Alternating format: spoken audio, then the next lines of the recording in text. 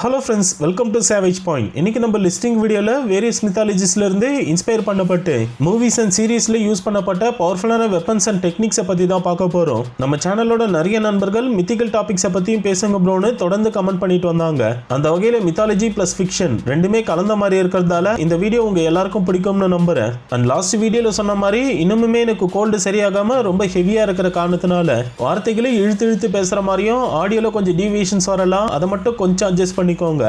சரி, இந்த வீடியோ இன்ட்ரெஸ்டிங்கா இருக்கும், உங்க எல்லாருக்கும் பிடிக்கும்னு நம்புறேன். அதனால கடைசி வரைக்கும் ஸ்கிப் பண்ணாம பாருங்க. வாங்க வீடியோக்குள்ள போகலாம்.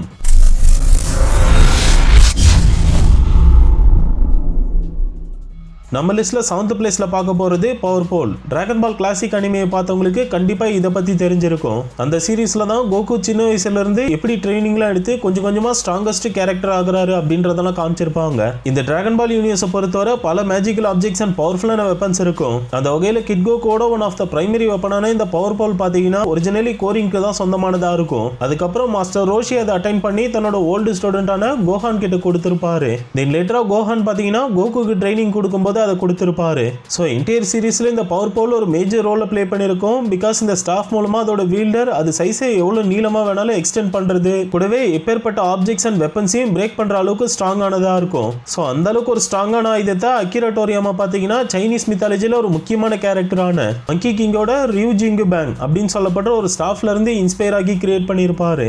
ஆக்சுவலி கோகுவே பாத்தீங்கன்னா மங்கி கிங்கோட ஒரு இன்ஸ்பிரேஷன் தான் அப்படின்றதால அவரோட அந்த பவர் போல் ஒரு முக்கியமான மித்திக்கல் ரெஃபரன்ஸா பார்க்கப்படுது. அடுத்த லிஸ்ட்ல 6வதா பார்க்க போறது பல்லால தேவனோட மேஸ். பாகுபலி 2 ரிலீஸ் ஆகி பல வருஷங்களை கடந்து வந்துட்டோம். இருந்தாலும் அந்த படத்தை பத்தி பேசினா ஸ்டில் அதுக்குன்னு ஒரு மிகப்பெரிய ரெஸ்பான்ஸே இருக்கு. படத்தோட கதையில ஹீரோவை விட அதிக மாசான dialogues and dominating screen presence அப்படின்னு பார்க்கும்போது வில்லனுக்கு தான் அதிகமா இருக்குன்னு சொல்லணும். அதாவது கதைப்படி தப்பான வழியில த்ரோனை கேப்சர் பண்ண வில்லன் சுயநலமா ஆட்சி செஞ்சுட்டு வரும்போது ஹீரோவோட பையனாலே எப்படி டிஃபீட் செய்யப்படுறாரு அப்படின்றது தான் மெயின் பிளாட்டே. இதோட வில்லனோட ஒரு பிரைமரி வெப்பன் அப்படின்னா மேஸ், அதாவது தமிழ்ல இதை கடாயுதம்னு சொல்லுவாங்க. ஸோ இந்த ஆயுதத்தை தோற்றத்துல பார்க்கறதுக்கு கிட்டத்தட்ட ஹனுமன், பீமன், யமதர்மன் இந்த மாதிரி ஹிந்து மித்தாலஜில இருக்கிற முக்கியமான காட்ஸ் அண்ட் டெமிகாட்ஸ் வச்சிருக்கிற கடாயுதத்துல இருந்து தான் இன்ஸ்பயர் ஆகி இந்த படங்கள்ல காமிச்சிருப்பாங்க.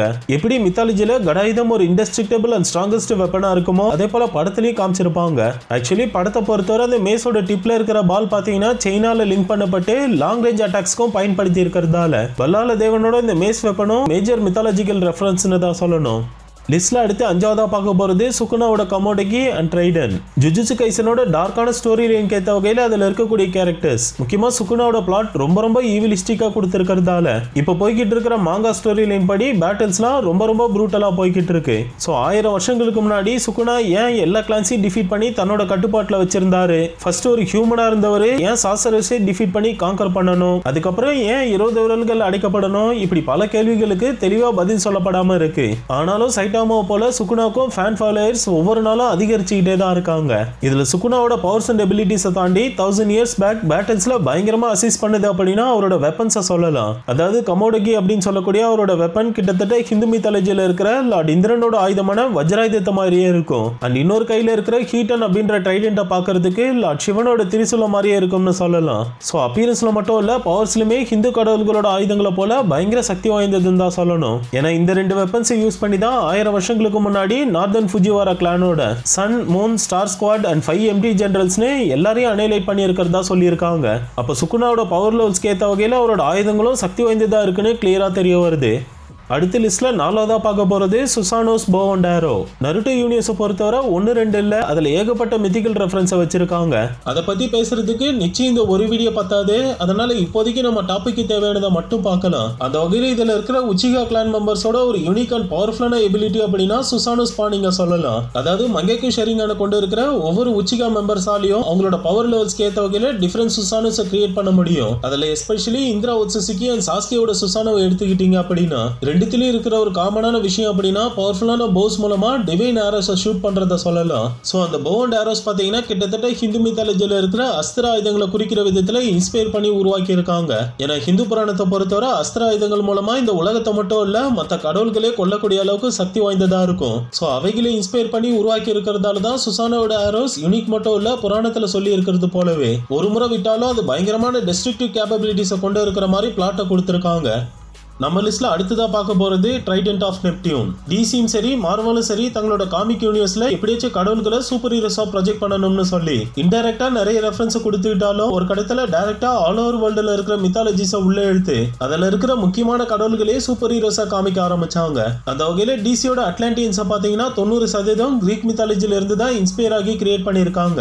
ஆக்சுவலி டிசி யூனிவர்ஸை பொறுத்தவரை கிரீக் மித்தாலஜி படி ஏற்கனவே அதுல ஜியூஸ், ஏரிஸ்னு இப்படி பல கிரீக் காட்ஸ் இருக்கிற மாதிரி காமிச்சிருந்தாலுமே ஸ்பெசிபிக்கா அக்வாமேன் எடுத்துக்கிட்டா அவர் கிட்டத்தட்ட லார்ட் பொசைடனை அப்படியே ரெசம்பிள் பண்ற மாதிரியும் அவரு மாதிரியே அக்வாமேனும் வாட்டர் மேனிபுலேஷன், வெதர் மேனிபுலேஷன் மாதிரியான பவர்ஸை கொண்டு கையில ட்ரைடென்ட் ஆஃப் நெப்டியூன் அப்படின்ற ஒரு திரிசூலத்தை கொண்டு இருப்பாரு. எப்படி லார்ட் பொசைடன் அவரோட திரிசூலத்தால கடலையே கட்டுப்பாட்டுல வச்சிருப்பாரோ அதே போல அக்வாமேனும் ஒட்டுமொத்த கடலையும் ரூல் பண்ணக்கூடிய அதிகாரத்தையும் அது மூலமா மிகப்பெரிய சுனாமி, வெதர் கண்ட்ரோல், லைட்னிங் பிளாஸ்ட்னு அஃபென்சிவ் வெப்பனாவும் யூஸ் பண்ணுவாருன்றதால கண்டிப்பா இந்த ட்ரைடென்ட் ஆஃப் நெப்டியூன் ஒரு முக்கியமான மித்திக்கல் இன்ஸ்பிரேஷன் தான் சொல்லணும். அடுத்த லிஸ்ட்ல ரெண்டாவதா பார்க்க போறது டெஸ்ட்ரக்டிவ் டிஸ்க். டிராகன் பால் யூனிவர்ஸை பொறுத்தவரை பல பவர்ஃபுல்லான கேரக்டர்ஸ் இருந்தாலும் எப்பவும் எல்லாருக்கும் ஒரு ஃபேவரட் ஜி வாரியர் அப்படின்னா கிரில்லினை சொல்லலாம். என்னதான் இவர் சோலோவன் நின்று பெரிய பெரிய வில்லன்ஸை டிஃபீட் பண்ணதில்லை அப்படின்னாலும் அவங்களை எதிர்த்து தைரியமா ஃபைட் பண்ணி உயிரை கூட விட்டுருக்காரு. பட் ஸ்டில் இவர்கிட்டயும் ஃப்ரீசா, செல், மாஜின்போ மாதிரி பவர்ஃபுல்லான வில்லன்ஸை டிஃபீட் பண்ற அளவுக்கு பொட்டன்ஷியல் இருக்கு. இவரோட கீ எனர்ஜி லெவல் சேயின்ஸ் அளவுக்கு இல்லைனாலும் ஸ்டில் அந்த லிமிட்டட் அமௌண்ட்டை வச்சு எல்லாரையும் டிஸ்ட்ராய் பண்ணக்கூடிய ஒன்றத்தை கிரியேட் பண்ணுவாரு. அதுதான் டெஸ்ட்ரக்டிவ் டிஸ்க். ஸோ இந்த டிஸ்க் என்னதான் கிரில்லின் மாதிரி ஒரு லோ லெவல் வாரியர் மூலமா உருவாக்கப்பட்டிருந்தாலும் ஸ்டில் இதை த்ரோ பண்ணாரு அப்படின்னா அது வழியில எப்பேற்பட்ட ஹார்டான மெட்டீரியல்ஸ், ஆப்ஜெக்ட்ஸ் அண்ட் காட்லி கேரக்டர்ஸ் இருந்தாலும் சரி துண்டாக்கிட்டு போய்கிட்டே இருக்கும். இந்த கான்செப்டை டோரியாமா பாத்தீங்கன்னா ஹிந்து மித்தாலஜில விஷ்ணுவோட ஐகானிக் வெப்பனான சுதர்சன சக்கரத்துல இருந்து தான் இந்த டெஸ்ட்ரக்டிவ் டிஸ்கை உருவாக்கி இருக்காரு. ஏன்னா சுதர்சன சக்கரமும் தன்னோட வழியில எது வந்தாலும் யார் வந்தாலும் அவங்களை ரெண்டு துண்டாக்கிட்டு போயிடும். அதனாலதான் கிரில்லினோட பவர் லெவல் கம்மியா இருந்தாலும் ஸ்டில் அவரோட இந்த டெஸ்ட்ரக்டிவ் டிஸ்க் டெக்னிக் டெட்லியானதா இருக்கு. ஸோ ஃபைனலாக நம்ம லிஸ்ட்டை முதலிடத்தை பிடிச்சிருக்கிறது டெத் நோட். டெத் நோட் அனிமையை பற்றி எந்த ஒரு இன்ட்ரடக்ஷனுமே தேவை கிடையாது. ஏன்னா அனிமேன்னு இல்லை, லைவ் ஆக்ஷன் மூவிஸை பார்த்தவங்களுக்கு கூட இந்த நோட்டை பற்றி தெரிஞ்சிருக்கும். அதாவது ரியூக் அப்படின்ற ஷினிகாமி அதோட ரெல்மில் பல வருஷங்களாக இருந்து போர் அடிச்சதால மனுஷங்க உலகத்துக்கு வந்து டெத் நோட் அப்படின்ற ஒரு பவர்ஃபுல்லான நோட்டை ட்ராப் பண்ணி ரேண்டமாக ஒரு ஹியூமன் கைக்கு கிடைக்கிற மாதிரி பண்ணிடும். அது ஃபைனலாக லைட் யாகமி கையில் கடிச்சு என்னெல்லாம் பண்ணாருன்னு பார்த்துருப்போம். ஸோ இந்த டெத் நோட்டோட கான்செப்ட் படி ஒருத்தரோட பேர் அதில் எழுதப்பட்டுட்டு அவங்க உடனே இறந்துடுவாங்க. அதுவும் எப்படி சாகணும் அப்படின்னு அதே போல இறப்பாங்க. அப்படிப்பட்ட இந்த புக்கையும் பாத்தீங்கன்னா ஹிந்து புராணத்துல இருந்து தான் இன்ஸ்பயர் ஆகி கிரியேட் பண்ணிருக்காங்கன்னு சொல்லணும். அதாவது ஹிந்துயிசம் பொறுத்தவரை லார்ட் பிரம்மா தான் உயிரினங்களை உருவாக்குறது அண்ட் விதியை தீர்மானிக்கிற வேலைகள் எல்லாம் பண்ணிக்கிட்டு வருவாரு. அது எல்லாத்தையும் இந்த புக் ஆஃப் ஃபேட் இல்லாட்டி இந்த புக் ஆஃப் டெஸ்டினி அப்படின்ற டிவைன் புக் மூலமா மெயின்டைன் பண்ணுவாருன்னு சொல்லலாம். ஆல்சோ லார்ட் யமதர்மரோட அசிஸ்டன்டான சித்திரகுப்தனும் பிரம்மச்சுவடி மூலமா அன்னன்னைக்கு யார் யார் சாகணும்ன்ற கணக்குகளை யமதர்மன் கிட்ட சொல்லுவாரு. அண்ட் அதுல இருக்கிற நபர்களை தேடி போயிட்டு அவங்க உயிரை பறிச்சுட்டு வந்துருவாரு. கூடவே இறந்ததுக்கு அப்புறம் கருட புராணத்தில் எழுதப்பட்டிருக்கிற தண்டனைகளை வழங்குவாரு. ஸோ இந்த மாதிரி ஹிந்து புராணத்தில் இருக்கிற பல முக்கியமான புத்தகங்களை அடிப்படையாக வச்சு இந்த டெத் நோட் உருவாக்கப்பட்டு இருக்கிறதாலையும் லிஸ்ட்ல இருக்கிற மற்ற எல்லாத்த விட இது பவர்ஃபுல்லாக இருக்கிற காரணத்தினால தான் இந்த டெத் நோட் நம்ம லிஸ்ட்டை முதலிடத்தை பிடிச்சிருக்கு. ஓகே ஃப்ரெண்ட்ஸ், நம்ம வீடியோட எண்டுக்கு வந்துட்டோம். இந்த வீடியோ பிடிச்சிருந்தா லைக், ஷேர், கமெண்ட் பண்ணுங்க. இதே போல வேற ஏதாச்சும் டாபிக் உங்களுக்கு தோணுச்சுன்னா மறக்காம கீழே அதையும் கமெண்ட் பண்ணுங்க, நான் மேக் பண்றேன். ஸோ தொடர்ந்து நம்ம சேனலுக்கு சப்போர்ட் பண்ணுங்க, சப்ஸ்கிரைப் பண்ணி கூட பெல் ஐகானை கிளிக் பண்ணி வச்சுங்க. நாளைக்கு இன்னொரு வீடியோல சந்திக்கிறேன்.